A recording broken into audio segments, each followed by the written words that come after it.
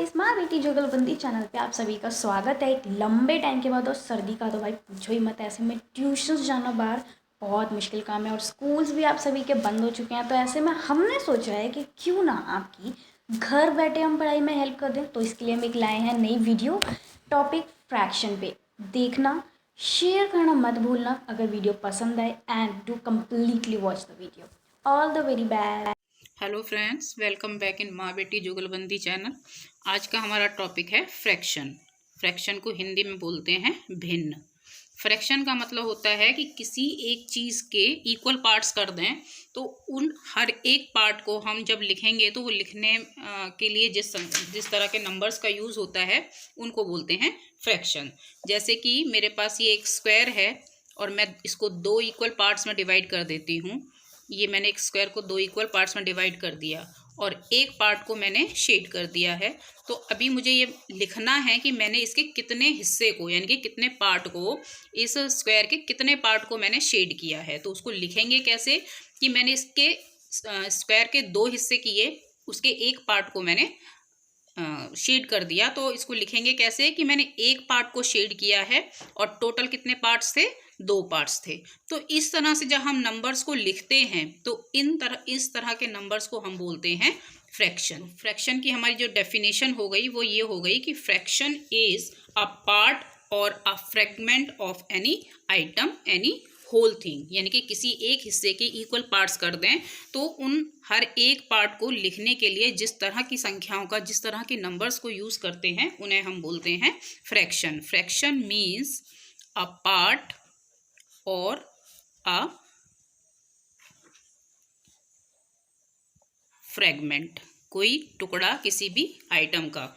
अभी सपोज हम और थोड़े से एग्जांपल्स ले लेते हैं कि एक सर्कल है और इस सर्कल को मैं कुछ इक्वल पार्ट्स में डिवाइड कर देती हूँ।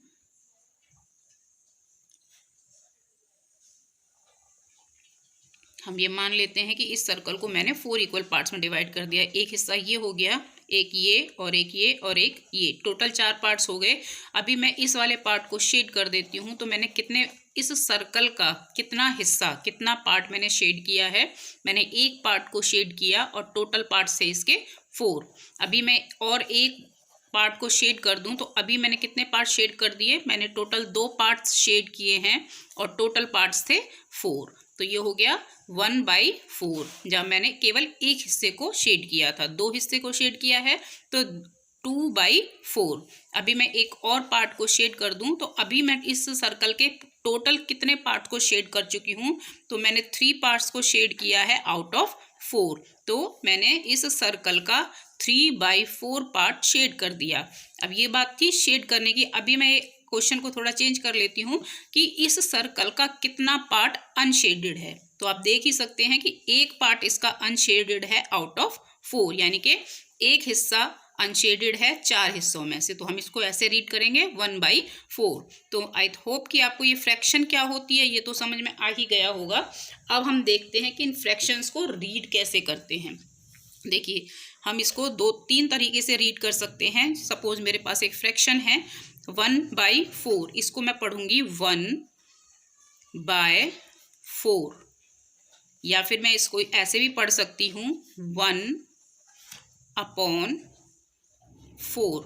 और एक और मेथड है, हम जिस तरह से पढ़ सकते हैं 1/4, यानी कि ऊपर वाला जो नंबर है उसको हम कॉर्डिनल नंबर लिखेंगे और नीचे वाला है उसको हम ऑर्डिनल नंबर में लिखेंगे 1/4। तो इनको 3 तरीके से हम फ्रैक्शन नंबर्स को रीड कर सकते हैं। पहला हो गया 1/4, दूसरा हो गया 1/4 और तीसरा हो गया 1/4। और एक एग्जाम्पल ले लेते हैं, ये लिखा है मैंने, इसको हम पढ़ सकते हैं 2/3 और 2/3 और 2/3। ऊपर जो नंबर लिखा हुआ है उसको हम और कार्डिनल नंबर की तरह पढ़ेंगे और नीचे जो नंबर लिखा हुआ है उसको हम ऑर्डिनल नंबर की तरह पढ़ेंगे। तो आई होप कि आपको पढ़ना भी समझ में आ गया होगा।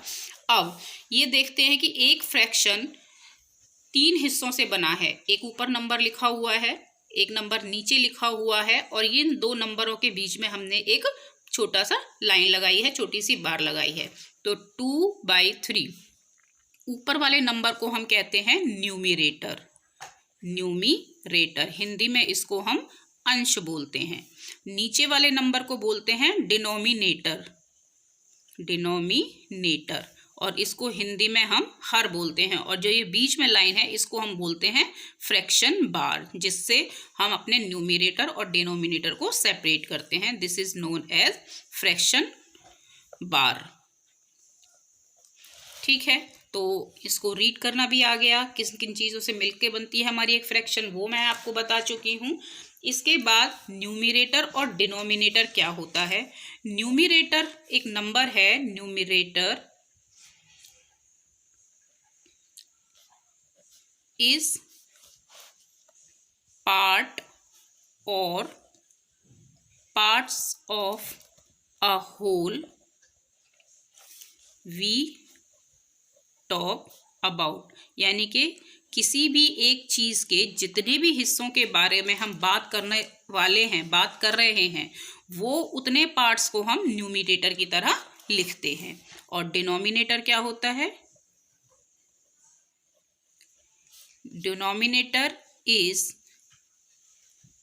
डिनोमिनेटर इज टोटल पार्ट्स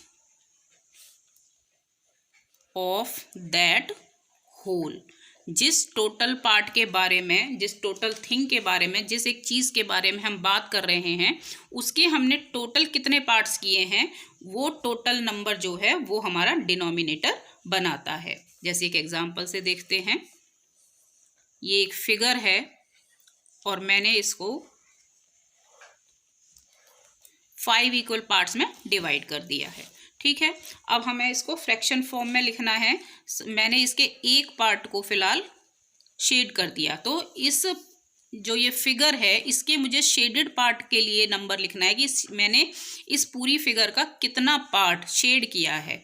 तो मैंने कितना पार्ट शेड किया है 1, यानी कि हम फिलहाल शेडेड पार्ट की बात कर रहे हैं। जितने भी टोटल शेडेड पार्ट हैं इस फिगर में, उससे हमारा बनेगा न्यूमिरेटर। फिर हम इसको फ्रैक्शन बार से सेपरेट कर देंगे और इस फिगर के हमने टोटल कितने पार्ट्स किए हैं 1 2 3 4 5, ये टोटल पार्ट हमारे होंगे डिनोमिनेटर। तो जितने हिस्सों के बारे में हम बात कर रहे होते हैं वो हमारा न्यूमिरेटर हो जाता है, और उस फिगर के हमने टोटल कितने इक्वल पार्ट्स किए हैं वो हमारा डिनोमिनेटर हो जाता है। ये जो फ्रैक्शन है ये शेडेड पार्ट के लिए है। और अभी इसी में एक और क्वेश्चन मैं करती हूँ कि कितने इसमें अनशेडेड पार्ट हैं, मतलब जो भी अनशेडेड पार्ट हैं उसको हमने लिखना है। तो इसमें कितने अनशेडेड पार्ट हैं 1 2 3 4, और कितने टोटल पार्ट्स हैं 1 2 3 4 5, यानी कि इस अनशेडेड पार्ट के लिए हम मतलब अनशेडेड पार्ट की बात कर रहे हैं तो हम अनशेडेड पार्ट काउंट करके लिख देंगे और ये हमारा न्यूमिरेटर बन जाएगा, और टोटल जितने भी पार्ट्स हैं वो हमारा डिनोमिनेटर बन जाएगा। तो आपको फ्रैक्शन समझ में आ गया होगा, कैसे लिखते हैं वो समझ में आ गया होगा, कैसे बोलते हैं वो समझ में आ गया होगा, और न्यूमिरेटर और डिनोमिनेटर क्या होता है वो भी आपको अच्छे से समझ में आ गया होगा। अब हम कुछ और एग्जांपल्स ले लेते हैं ताकि अच्छे से क्लियर हो जाए ये बात। देखिए, अब ये कुछ मैंने एक टेबल बनाई है ताकि हम कुछ और अच्छे से फ्रैक्शंस के टॉपिक को क्लियर कर सकें। देखिए, ये एक फिगर है, इसमें मैंने टोटल कितने पार्ट्स किए हैं 1 2 3 4 5 6, और कितने पार्ट शेडेड हैं 1 2 3 4 5। ठीक है, तो शेडेड पार्ट कितने हैं इसमें हमारे 1 2 3 4 5 पार्ट्स आउट ऑफ टोटल कितने थे 1 2 3 4 5 6। ठीक है, तो 5 पार्ट्स आउट ऑफ 6 ये शेडेड पार्ट है। अब इसका फ्रैक्शनल नंबर होगा हमारा 5/6, यानी कि जितने पार्ट हमने शेड किए हैं वो हमने लिख लिया ऑर्डिनल नंबर की तरह, और टोटल जो पार्ट्स हैं वो हमने लिख दिए इसमें ऑर्डिनल नंबर, सॉरी ये कार्डिनल नंबर है हमारा। जो टोटल पार्ट्स शेडेड हैं वो हमने कार्डिनल नंबर की तरह लिख दिया है, और टोटल पार्ट्स को हमने ऑर्डिनल नंबर की तरह लिखा है। इस तरह से जब हम लिखते हैं तो इनको बोलते हैं फ्रैक्शनल नंबर्स।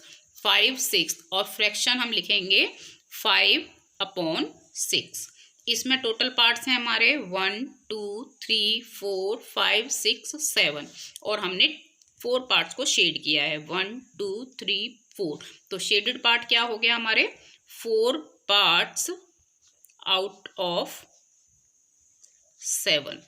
फ्रैक्शनल नंबर कैसे लिखेंगे 4/7। ये हमारा फ्रैक्शनल नंबर है। और फ्रैक्शन कैसे लिखेंगे 4/7। इसी तरह से इसमें शेडेड पार्ट कितने हैं 1 2 3 4 आउट ऑफ 5 6 7 8। हम इसको 1 2 3 4 5 लिख लेते हैं कि 5 पार्ट हमने शेडेड किए हैं आउट ऑफ 8। तो कैसे शेडेड पार्ट को हम कैसे लिख सकते हैं 5 पार्ट्स आउट ऑफ 8। और फ्रैक्शनल नंबर कैसे बनाएंगे 5/8। और इसको फ्रैक्शन फॉर्म में कैसे लिखेंगे 5/8। इसी तरह से 1 2 पार्ट्स शेडेड हैं और टोटल हैं 3। कैसे लिखेंगे इसको 2 parts out of 3। Fractional number कैसे लिखेंगे 2/3। और फ्रैक्शन लिखेंगे 2/3। ये फ्रैक्शनल नंबर्स लिखे हैं मैंने यहाँ पर कुछ 2/5, 5/11, 1/6, 1/2, 2/5। तो इनको फ्रैक्शंस में कैसे लिखेंगे देखिए 2 ये हमारा न्यूमरेटर हो गया अपॉन 5th ये हमारा ऑर्डिनल नंबर है। फ्रैक्शन लिखते वक्त हम इसको कार्डिनल नंबर की तरह लिखेंगे 2/5। नेक्स्ट है 5/11, 5/11, 1/6, 1/6, 1/2 का मतलब होता है कि हमने किसी एक चीज के 2 पार्ट्स किए हैं, एक आधा हिस्सा यानी कि 1/2 1/2, 2/5 2/5। एक और एक्सरसाइज है छोटी सी, हमने फ्रैक्शंस लिखे हैं और हम इनके फ्रैक्शनल नंबर लिखेंगे। जैसे फ्रैक्शन है हमारा 2/11। फ्रैक्शनल नंबर क्या हो जाएगा जो न्यूमरेटर है उसको तो हम एज इट इज लिख देंगे 2 है तो 2, और जो डिनोमिनेटर है उस नंबर का हमें ऑर्डिनल नंबर लिखना है। ये 11 है और 11 का ऑर्डिनल नंबर होता है 11th। तो इस फ्रैक्शन 2/11 का फ्रैक्शनल नंबर हो जाएगा 2/11। सेकेंड है 9/13। तो फ्रैक्शनल नंबर बनाने के लिए न्यूमरेटर को तो एज इट इज लिख दीजिए आप 9, और इस 13 को हम लिखेंगे ऑर्डिनल नंबर में 13th।